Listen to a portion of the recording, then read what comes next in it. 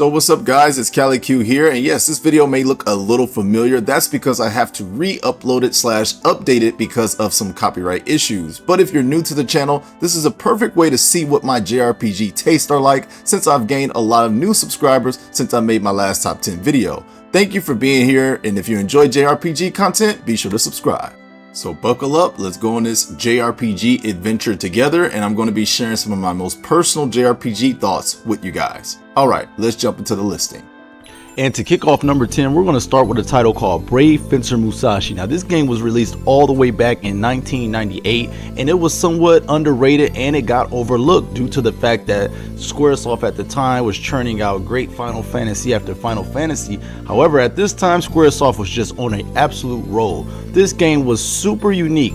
It was sort of a JRPG action platformer hybrid where there was a day and night system. Musashi had an HP bar, he had an MP bar, he could also upgrade his swords and weapons along the way in his journey, and you built with the town. There was a townsfolk that you could do side quests with and do missions for and do things with and just get to know them over the course of the game. And the town served as sort of a hub world for Musashi where things happened around the town, things happened in the town, and once again, this game was so unique because it also had aspects of a platformer, jumping, running, climbing, and battle system. This game's battle system was very reminiscent of somewhat a action JRPG where the numbers will come out the opponents and things of that nature. So it was really a unique experience that blended platforming and JRPG aspects all into one package. And not to mention the very cool and unique aspect of Musashi being able to assimilate and absorb some of his opponents and then use his opponents' moves sort of like Kirby does. So it's pretty awesome when you really think about it. This game was just an all-around unique experience, and honestly, it deserves a remake. It absolutely deserves a remake in today's age. But Brave Fencer Musashi, whether you consider it a JRPG or not, I will be considering a JRPG on this list. I absolutely love Brave Fencer Musashi, and I would love to see it come back. If you have never played this game, go back in time and do yourself a favor and grab Brave Fencer Musashi. And coming in at number 9 is one of the most legendary JRPGs absolutely of all time. And some of you might be shocked that it's number 9. However, objectively speaking, this game is only number 9 because of the other ones having more of a nostalgia factor in my life. But if I had played Suikoden II, especially back when it had first came out, this game would undeniably be in my top 5. There's not too many more things that I can say about this game that I haven't already said on my channel. Absolutely beautiful story, amazing 10 out of 10 characters, a great innovative battle system featuring over hundreds of playable characters. Suikoden II is JRPG perfection, and I absolutely love this game. Once again, if I had played this game growing up instead of going back and playing it, it would probably be my favorite JRPG of all time, or close to it. However, there's not many things that Suikoden II cannot do.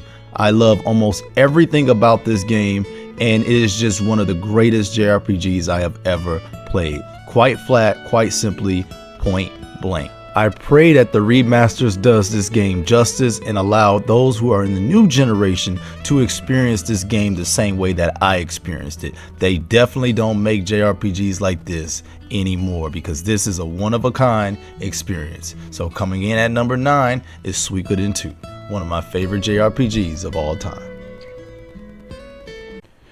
Coming in at number 8, we have Kingdom Hearts 2. Now, I cannot undermine the impact that Kingdom Hearts 2 had on me as a young kid and as a JRPG player. At the time that the first Kingdom Hearts game came out in 2002, this was absolutely one of the most groundbreaking and mind-shattering aspects I ever thought possible, and that was combining Disney and Final Fantasy characters to make its own unique world. And Kingdom Hearts 2 to this day remains one of the best JRPGs I have ever played. From the combat system, to the characters, to the story, to the atmosphere, everything about Kingdom Hearts 2 was Kingdom Hearts 1 perfected to me. And they both have special places in my heart. However, I just decided to put Kingdom Hearts 2 as the Kingdom Hearts representative on this list just because I can interchange the games honestly whenever I feel like it, and they both feel like top tier quality JRPGs for me. However, number 2 was the one that really made a huge impact on me as a kid, as I was a little bit old enough to understand what was going on, and the story was able to reach me a little bit better than from when I was just a kid in 2002. So until this day, the music, the atmosphere, everything about Kingdom Hearts 2 is just magical, and to me it still remains the best Kingdom Hearts game until this very day.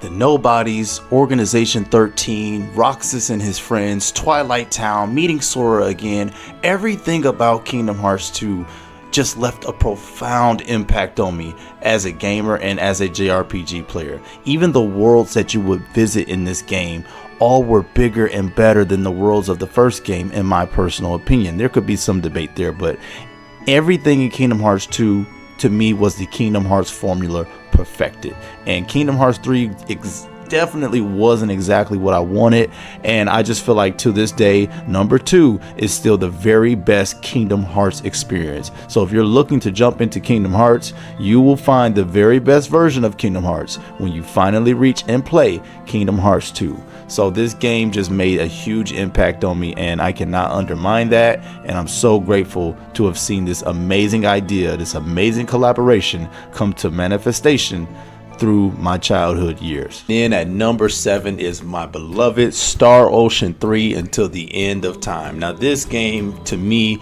is the best Star Ocean game that I had played up until recently, maybe, because Star Ocean the Second Story Are is pretty darn good.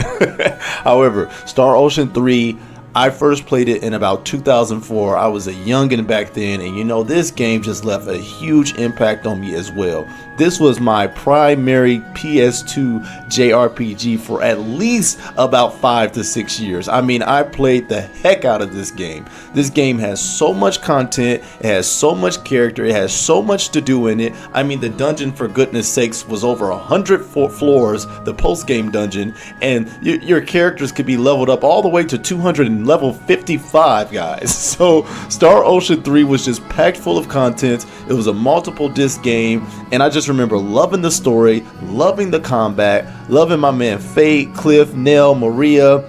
All of the characters are just amazing in this game, and this, in my opinion, was the last time that Star Ocean was a serious key player in the JRPG scene, in the JRPG industry, because the series has really struggled to find its stride ever since Star Ocean 3 back in 2003. So Star Ocean 3, with its epic battle system and its epic characters, it also had a multitude of characters that you could choose from, depending on the story paths that you took. There were optional characters also available for this game as well. The music in the game is great, and the tone in the story is heavy from the get-go. This game has a heavy story and a heavy tone from the get-go. So for me, Star Ocean 3 Till the End of Time is one of the best JRPGs on the PS2, period. And I'll always thank it for the times that it got me through when I was a kid, and as a growing teenager, this game really helped me out a lot.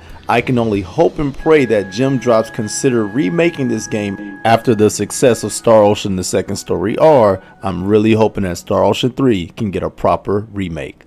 Coming in at number 6 is none other than Suikoden III itself. This game is absolutely phenomenal. It is one of my favorite JRPGs of all time. I know I've been saying that a lot, but this is my top 10 list, so you're going to hear that a lot. Suikoden 3 is my favorite Suikoden game, which means that it ranks really high on my all-time list. I mean, this game had it all. Phenomenal story, great characters, great pacing, and just a great overall amount of features and content. This game was my favorite Suikoden game, and it remains my favorite Suikoden game in the series. I absolutely love the branching storylines of how you get a perspective from each different character. The gameplay and the battle system always stays engaging and fun to me, and I really like the theme and the message of this game. You have these 3 different perspectives, or 4 considering how you play. You have these 4 different perspectives that all eventually come together, and these characters couldn't be more opposite from each other. These characters have a different view on life, they have a different perspective, and eventually you just watch this beautiful tale of how life sort of brings them all together or tear them apart. This game was about uniting the people, uniting even though you may be different. This game was about bringing those who are different together to fight for a greater cause and a common cause. And that's another thing why I really like these games a lot, and the Suikoden series are so awesome to me, because they focus on just nations and warring nations and things like that. These games aren't necessarily always about saving the world or stopping the big bad guys. Sometimes they're personal stories with just personal outcomes. So for me, Suikoden 3 just does it all for me, from the music to the characters. Again, the Suikoden series always bolsters a nice amount of character, and I will never get tired of building the home base on the Suikoden games, as it is one of my favorite features of all of these games. And all of these games just stand head and shoulders above a lot of JRPGs, because they give you that real sense of building a community and building a team. So Suikoden 3 ranks in at number 6 on my all-time JRPG list. Man, this is way harder than I thought. And now it's time for my top 5. Now these next couple of games are the games that have literally shaped my experience as a gamer and shaped my experience as a JRPG player. These are the games that made a profound impact on me as I was growing up, and some as I was a child. So I cannot wait to share these with you guys. Let's jump into my top 5 JRPGs of all time. They hold such a special place in my heart, so let's get to it. Number 5 is Legend of Legaia for the PlayStation 1 system, released back in 1998-1999. This beauty of a JRPG is an absolutely underrated gem that I feel like if more people found out, they would be like, how in the world did I miss this game? This game has its flaws, no doubt. Obviously it does. However, I think at the time what it was trying to accomplish was absolutely amazing, and it was unfortunately overshadowed by, of course, the big Final Fantasies of the world back then. But Legend of Legaia is the sleeper hit that you did not know that you need to play.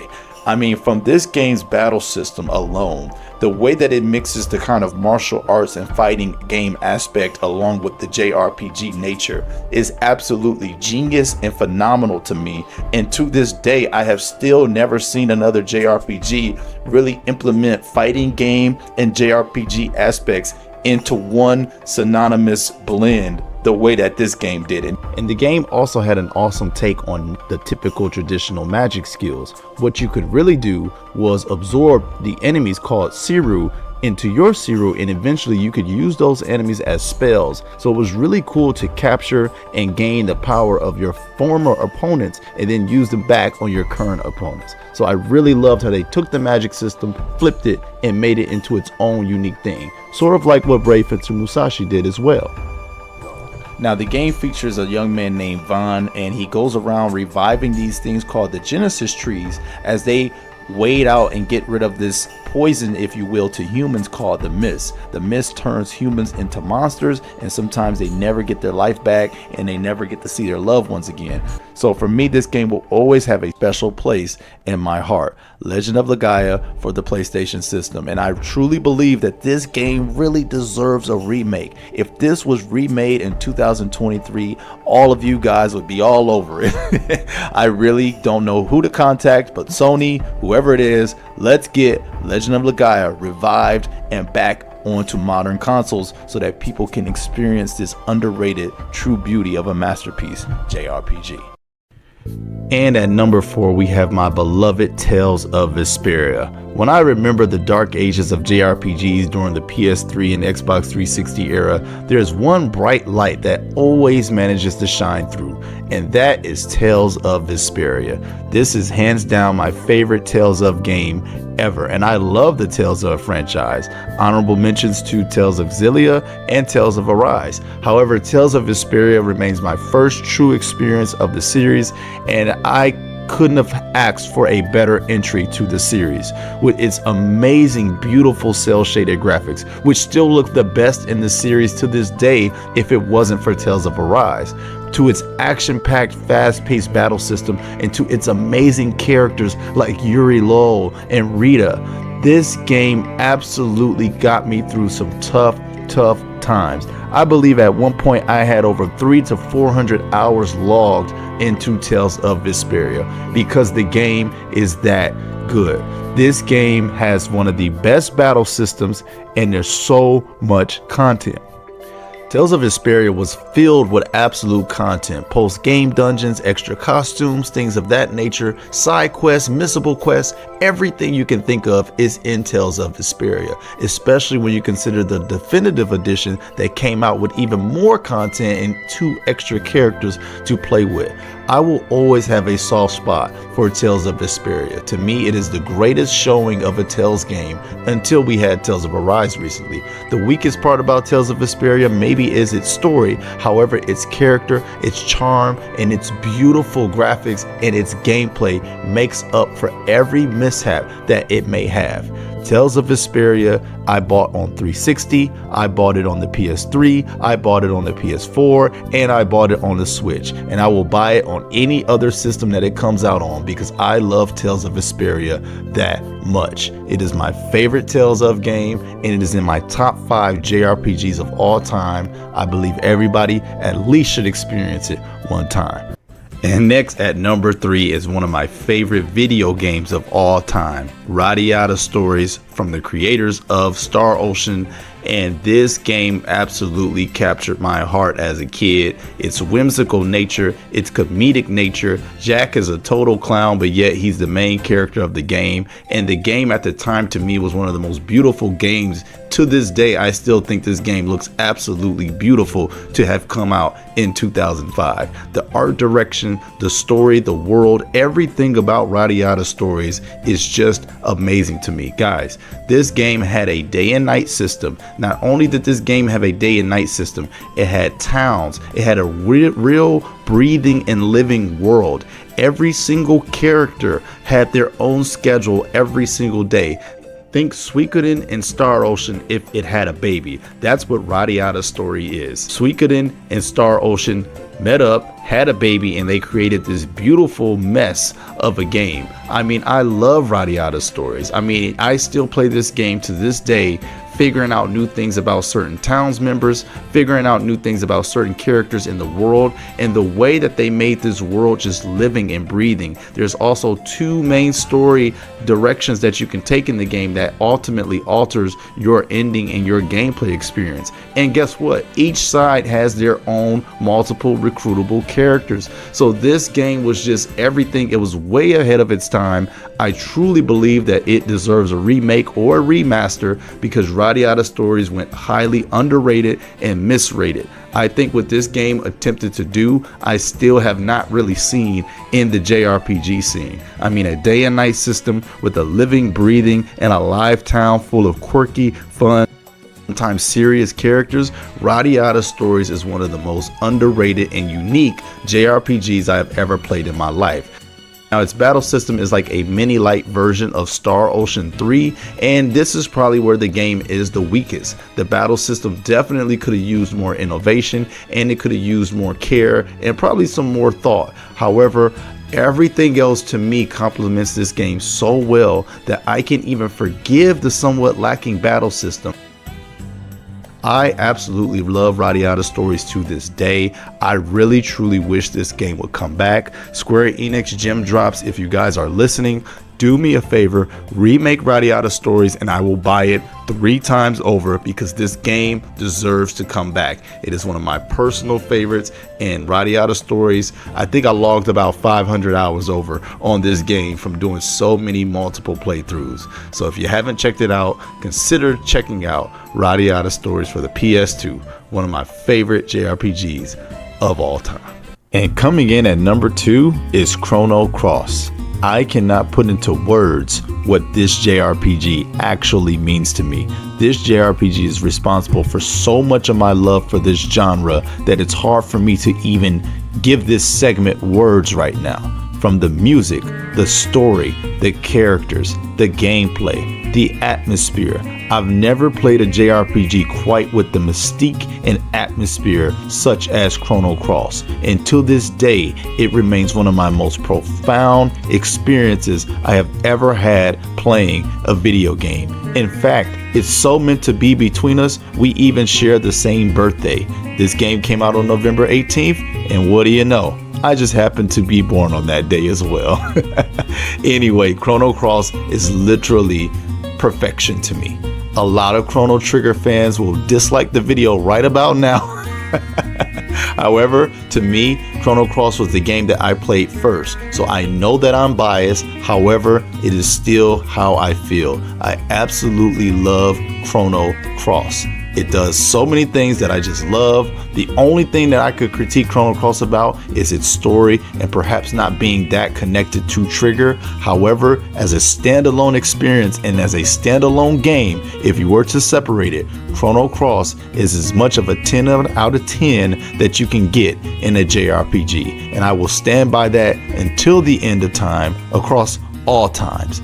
I absolutely love Chrono Cross. The battle system, the music once again is one of the most standout pillars of strength when it comes to Chrono Cross. Created by the legendary Yosunori Mitsuda, the soundtrack for Chrono Cross is embedded in the sea and the echoes of video game time. So Chrono Cross will always be legendary if just for that alone. But this game got me into philosophy. This game got me into understanding heavy concepts in JRPGs. And until this day, it remains one of my most influential experiences as a gamer.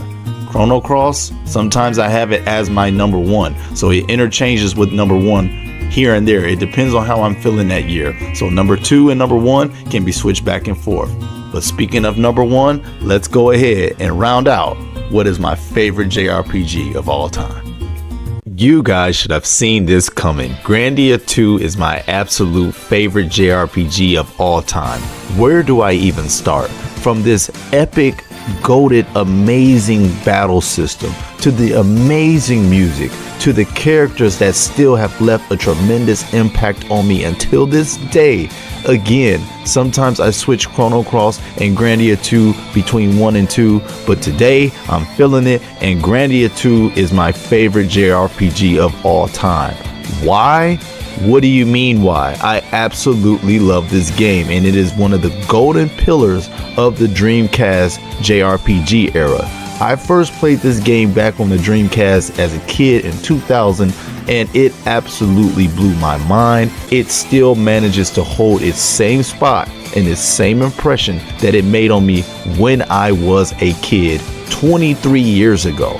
This game, from the dialogue to the characters, to the character interaction, to the story, to the theme, this game taught me the battle of good and evil like no other. This is one of those JRPGs that I managed to play annually. I play Grandia 2 every single year at some point in the year, and every time I play it, it feels like I'm experiencing it all over again. To me, that is the hallmark of a timeless, great JRPG, and that is why I am placing it at number one, because anytime I start a playthrough on this game, I finish it every single time. Now, it's not like the game has a tremendous amount of post-game content. The game is extremely linear, and the game does have some flaws. However, despite all of those things, what Grandia 2 manages to do for me is to give me a complete 90s classic JRPG feel every single time I boot it up, all the way into completion. I absolutely love this game. I have learned so much from this game, and this was so hard between this and Chrono Cross, because these two honestly are both number one. They're both neck and neck when it comes to my favorite JRPGs of all time. It's just I had to list them, and Grandia ended up becoming number one. So if you haven't played this game, the HD collection is out on the Switch. It's out on Steam. Go play Grandia 2 ASAP. I played number one, it's okay, but number two is JRPG perfection. So thank you guys for taking that trip down memory lane with me as I went through my top 10 JRPGs of all time. Now at the end of the year, I may do an updated version of this because 2024 has been full of great JRPGs, and I want to see if any of them can crack my indomitable top 10 list of JRPGs. Thank you for subscribing to the channel, because I know you just did, because this list is amazing. No, but thank y'all all for the support. I really appreciate it. I will be doing a follow-up video to this. Let me know if you enjoyed this video. I'll see you guys on the next JRPG video, man. Peace. We're out of here.